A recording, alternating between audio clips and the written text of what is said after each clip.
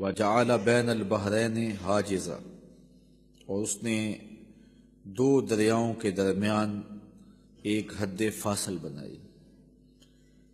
کھاری پانی اور میٹھا پانی سمندر میں اکٹھا چلتا ہے، یہ سخت کڑوا، یہ سخت میٹھا، اور کڑوا میٹھا نہیں ہوتا، میٹھا کڑوا نہیں ہوتا، میلوں تک اکٹھے سمندر میں یہ پانی چلتے ہیں، روئیں چلتی ہیں، اور درمیان میں اللہ کے حکم کا پردہ ہے۔ اِلٰہٌ مع اللہ، کوئی ہو سکتا ہے جو اللہ کے علاوہ معبود ہو؟ بل اکثرہم لا یعلمون، بلکہ ان میں سے اکثر سمجھتے نہیں ہیں۔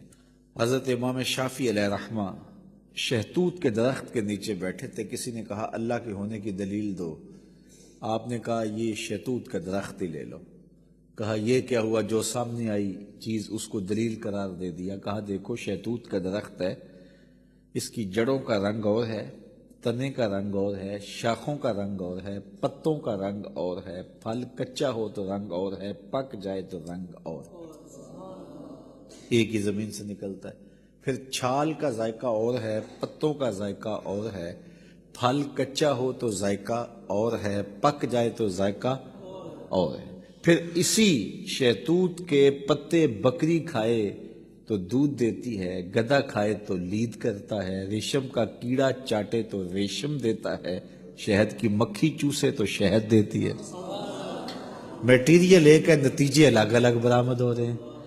تو کہا اگر تم اس شہتوت کے درخت کو دیکھو تو یہی اللہ کے ہونے کی دلیل ہے۔ کیا اللہ کے علاوہ اب بھی کسی کو معبود مانو گے؟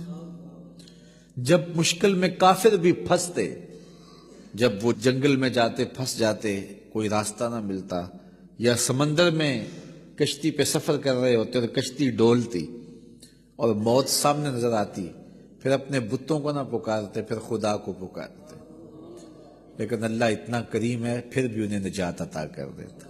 یہ نہیں کہ اب پھنس گئے ہیں تو ڈبو دو، نہیں، اللہ تعالیٰ جل شانہ کافر بھی فریاد کرے تو اس کی بھی سنتا ہے۔ اس لیے کہا مظلوم کی آہ سے ڈرو، چاہے وہ کافر کیوں نہ ہو۔ اگر مظلوم کافر بھی ہو تو وہ بھی اگر اللہ کو پکارے گا تو اللہ اس کی بھی فریاد سنے گا۔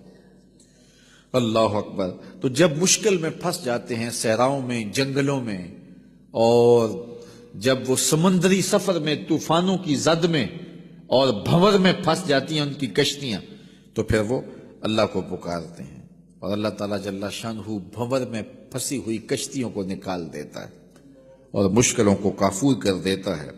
وَيَكْشِفُ السُّوءَ وَيَجْعَلُكُمْ خُلَفَاءَ الْأَرْضِ، اور وہ مصیبت کو دور کر دیتا ہے اور تم کو زمین میں صاحب تصرف بنا دیتا ہے، زمین کی خلافتیں عطا کر دیتا ہے، تخت و تاج عطا کر دیتا ہے، تمہیں شاہی دے دیتا ہے۔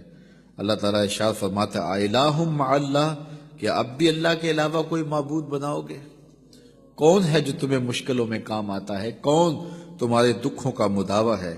قلیلا ما تذکرون، بہت تھوڑے ہیں جو یاد رکھتے ہیں۔ بہت سارے لوگ ہیں جب مصیبت میں پھنستے ہیں تو پھر اللہ کو پکارتے ہیں، جب مصیبت ختم ہو جاتی ہے تو پھر بھول جاتے ہیں، پھر اپنی وہی دنیا۔ جب وہ زمین کانپتی ہے نا، زلزلہ آتا ہے، تو پھر سارے کہتے ہیں یا اللہ میری توبہ، یا اللہ میری توبہ۔